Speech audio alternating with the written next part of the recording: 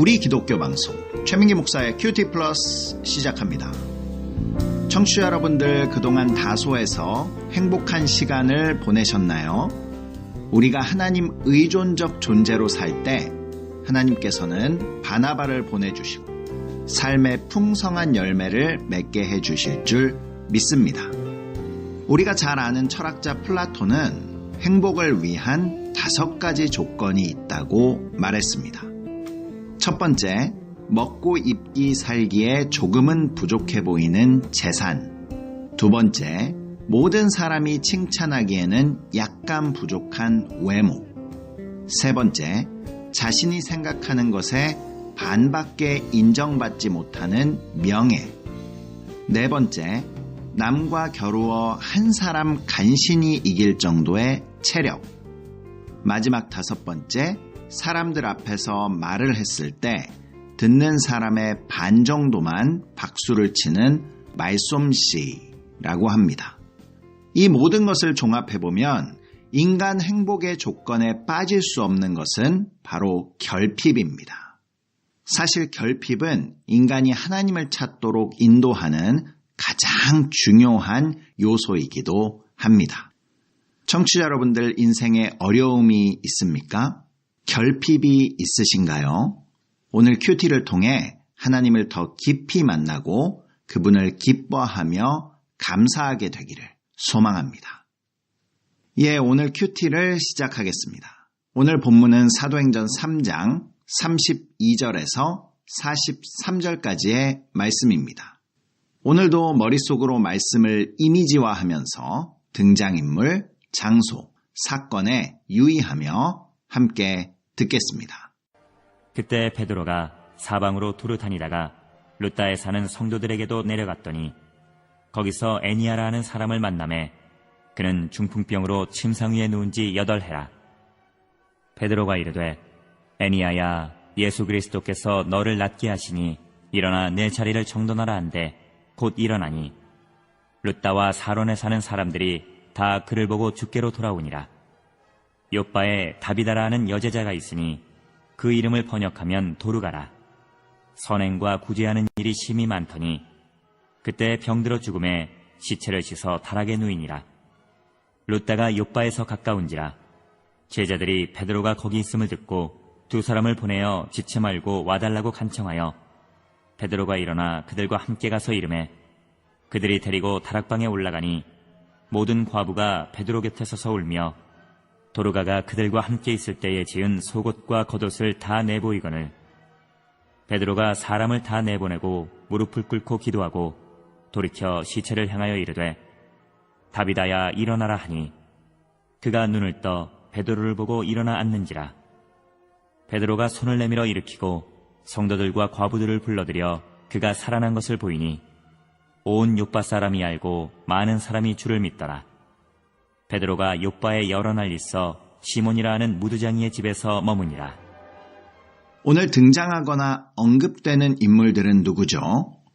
베드로, 성도들, 애니아, 예수 그리스도, 룻다와 사론에 사는 사람들, 여제자 다비다, 도르가, 제자들, 모든 과부, 온 요빠 사람, 무두장이 시몬이 등장합니다.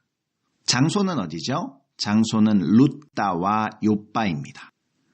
어떤 사건이 있었죠? 베드로가 룻다에서 애니아를 고친 사건과 다비다를 살린 사건이 나오고 그것을 본 사람들의 반응으로 되어 있습니다. 그럼 스토리텔링 해보겠습니다.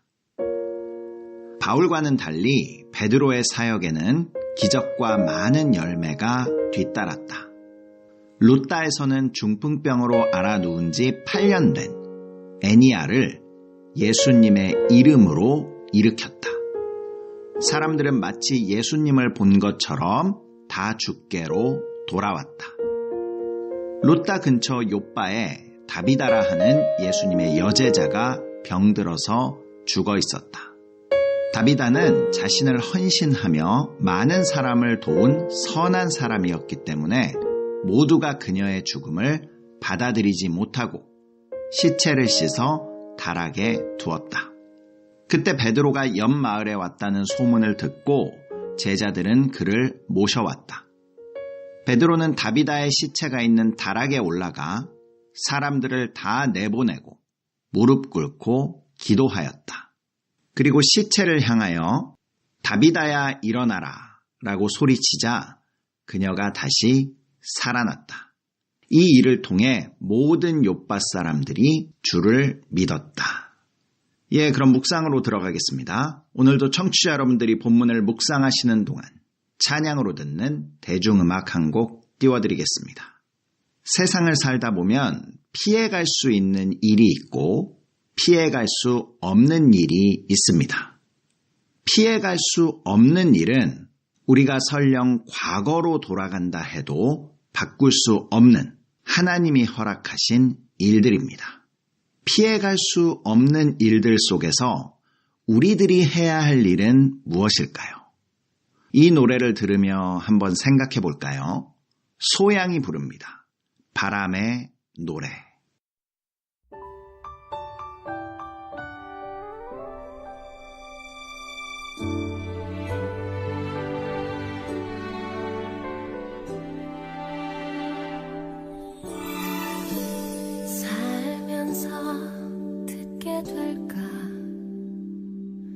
언젠가는 바람의 노래를 세월 가면 그때는 알게 될까 꽃이 지는 이유를 나를 떠난 사람들과 만나게 돼 또 다른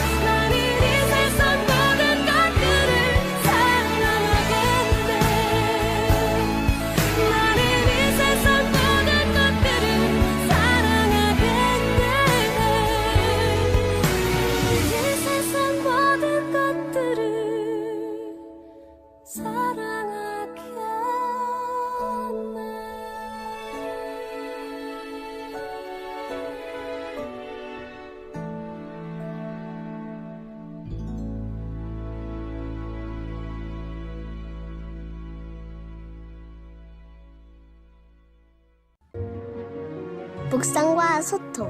최민기 목사의 큐티 플러스. 오늘 묵상 질문은 40절. 왜 베드로는 시체를 향하여 다비다야 일어나라 라고 말했나? 회심도 분명했고 사명에도 충실했던 바울이었지만 그가 가는 곳마다 부흥이 일어난 것이 아니라 죽을 고난이 뒤따랐습니다. 그리고 그 열매는 매우 적었습니다. 형제들은 급기야 그를 고향 다소로 보내죠. 바울은 고향 다소에서 잊혀진 존재가 되어 갔습니다. 그는 고향인 다소에서 무엇을 훈련받고 있었던 것일까요? 우리가 잊혀진 존재로 살아갈 때 무엇을 배울 수 있습니까? 바울은 이러한 시간들을 통해 자신의 힘과 능력을 내려놓고 하나님을 의지하는 법, 하나님 의존적 존재로 살아가는 법을 배우게 됩니다. 우리들의 삶도 마찬가지입니다. 우리의 힘과 능력으로 무언가를 이루려고 할 때 우리는 아주 적은 열매, 많은 고난을 경험하지만 우리가 하나님을 의지하고 하나님의 사람을 만날 때 하나님은 길을 여시고 가장 평안하고 아름다운 길로 인도하십니다. 청취자 여러분들은 날마다 하나님 의지하고 하나님이 보내주시는 사람을 만나시게 되기를 축복합니다. 자, 그럼 바울이 다소에서 바나바를 기다리는 동안 하나님은 쉬고 계셨을까요? 아닙니다. 하나님은 쉬지 않는 분이십니다. 하나님은 지금도 일하고 계시죠. 이 지구 반대편에서 지금도 어떤 종족은 폭발적인 부흥을 경험하고 있습니다. 우리 눈에 보이지 않는다고 해서 하나님이 쉬고 계신 것은 아닙니다. 이처럼 바울이 다소에 있는 동안 하나님은 베드로를 통해 일하셨습니다. 오늘 본문에는 베드로가 행한 두 가지의 기적이 나옵니다. 첫 번째는 8년째 중풍병으로 앓아누운 애니야를 고친 사건입니다. 34절입니다. 베드로가 이르되 애니야야 예수 그리스도께서 너를 낫게 하시니 일어나 내 자리를 정돈하라 한데 곧 일어나니. 이 장면은 예수님께서 베데스다 연못가에서 38년 된 중풍병자를 고친 사건을 연상케 합니다. 이 일을 통해 베드로는 눈에는 보이지 않지만 예수님께서 일하고 계심을 사람들에게 분명히 보여주었습니다. 그 결과 루따 사람들이 기적을 행한 베드로를 집중한 것이 아니라 주님께 집중하는 결과를 낳습니다. 35절입니다. 루따와 사론에 사는 사람들이 다 그를 보고 주께 돌아오니라. 애니야는 예수님의 살아계심과 일하심의 상징이자 사인이 된 것입니다. 그리스도인의 삶은 예수님을 드러내는 삶이 되어야 합니다. 이 애니야 사건을 통해 우리가 어떻게 예수님을 드러낼 수 있는지를 보여줍니다. 첫 번째로 그분의 이름을 직접 언급함으로 우리는 그분의 일하심을 드러낼 수 있습니다. 예를 들어 예수님이 제 삶을 지키셨습니다.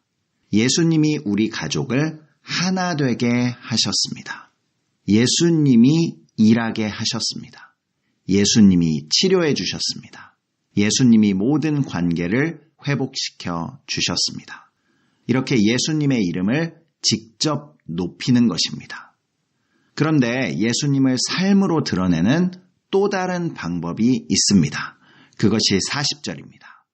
베드로가 사람을 다 내보내고 무릎을 꿇고 기도하고 돌이켜 시체를 향하여 이르되 다비다야 일어나라 하니 그가 눈을 떠 베드로를 보고 일어나 앉는지라.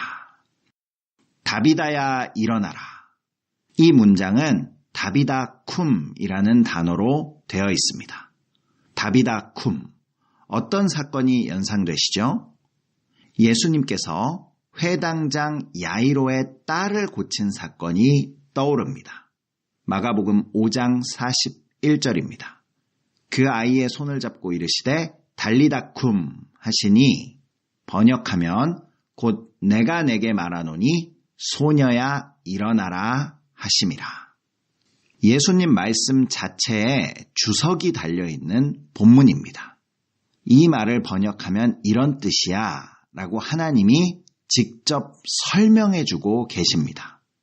그럼 차라리 달리다굼이라고 아예 쓰지 않고 풀어서 기록만 해주시면 좋았을 텐데 왜 달리다쿰이라는 단어를 넣었을까요? 이것에 대해 이어령 박사님이 남긴 글이 있습니다. 읽어드리겠습니다. 신약성경 기자들은 다른 말은 모두 헬라어로 번역했는데 실제 예수님께서 말씀하신 아람어인 달리다쿰은 왜 굳이 원문 그대로 썼을까? 이것은 기호학적인 중요한 의미를 가지고 있다. 예수님의 말씀은 크게 비유로 된 말과 하나님의 말로 나눌 수 있다. 하나님의 말은 성령, 살아있는 말, 음을 고치면 안 되는 말, 우리가 말하는 주문 같은 말인데 언어의 감옥에 갇혀서는 안 되는 하늘의 말, 신성한 말이다. 이어령 박사님의 말을 한마디로 요약하자면 달리다쿰은 예수님을 지칭하는 소리 기호다라는 뜻입니다. 다시 말해 달리다쿰 단어 자체가 예수님을 연상케 하는 기호라는 것이죠. 너무 재미있지 않습니까? 예수님은 달리다쿰 했고 베드로는 다비다쿰 했습니다. 베드로의 다비다쿰은 달리다쿰은 아니었지만 문 밖에서 듣고 있는 사람들에게는 분명 달리다쿰으로 들렸을 것입니다.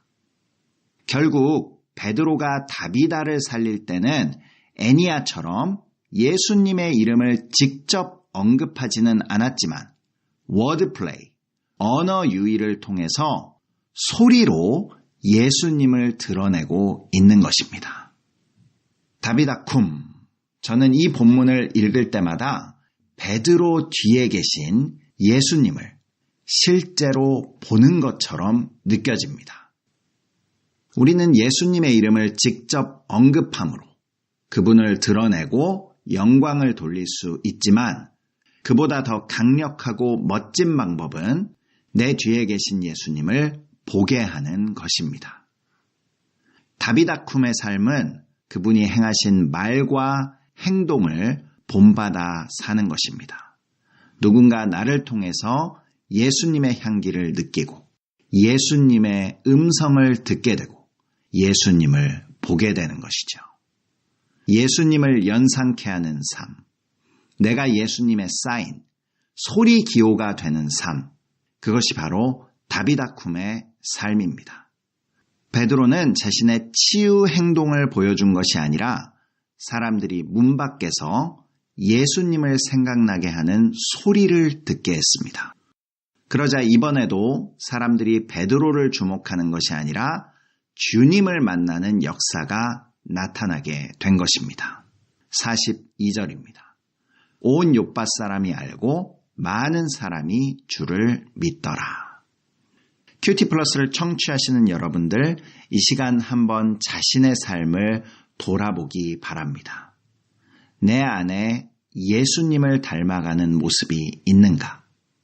그분의 성실함을 본받고 있는가? 그분의 희생을 기억하며 따라가고 있는가?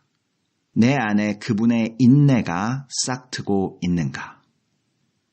큐티 플러스를 청취하시는 여러분들은 한 주간 예수님을 드러내는 삶이 되시기를 바랍니다. 내 주변에 죽어있는 영혼들을 향해 다비다쿰의 삶, 예수님의 소리기호가 되어 살아가는 모두가 되시기를 축복합니다. 세상으로 가는 기쁜 방송 우리 기독교 방송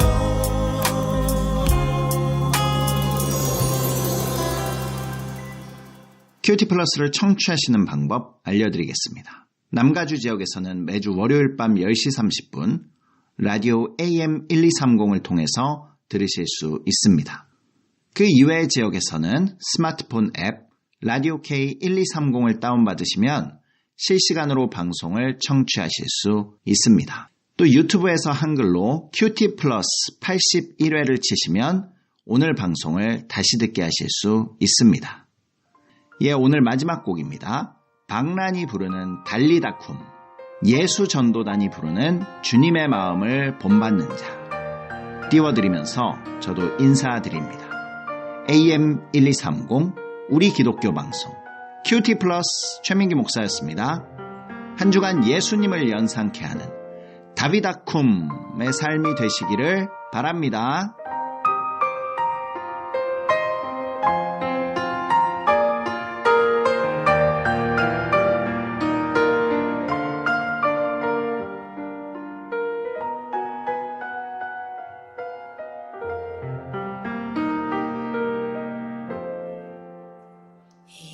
일어나 걸으라 나를 보아줘 내 맘과 내 눈과 귀를 막고 세상에 서 있는 일어나 걸으라 죽어있던 내 영 살리신 날 바라보신 그를 바라봤죠.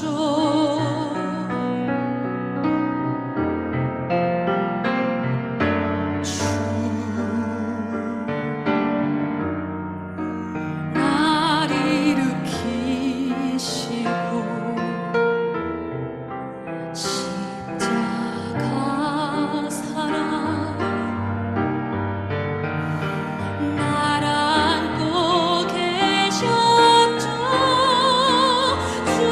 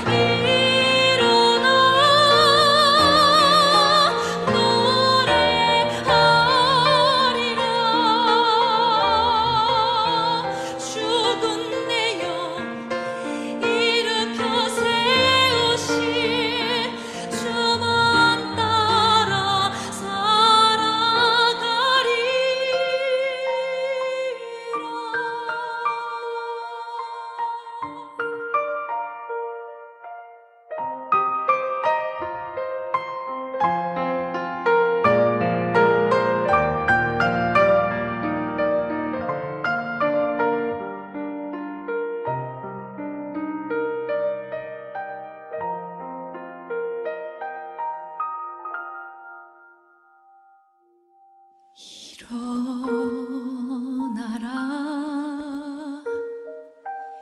나는 보았죠 그 아이의 손을 잡고 이르시되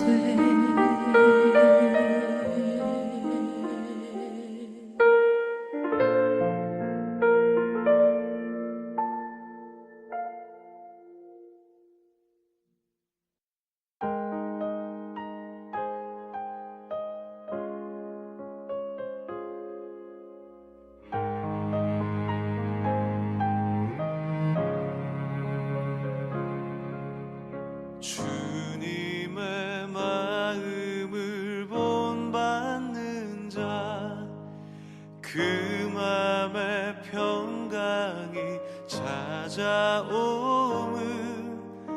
험악한 세상을 이길 힘이 하늘로부터 임함이로다.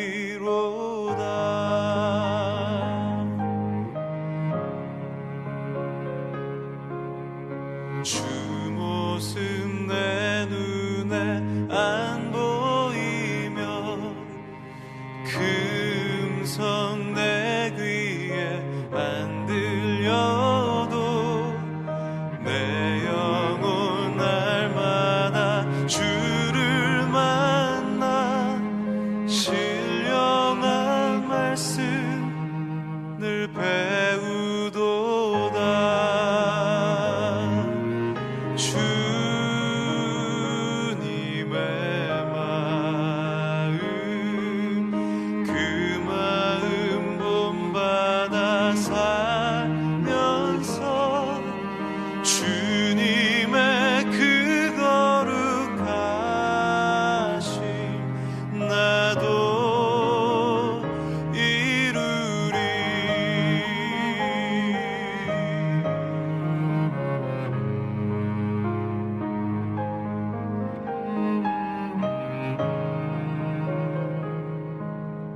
가는 길 거칠고 험하여도 내 맘에 불평이 없어짐은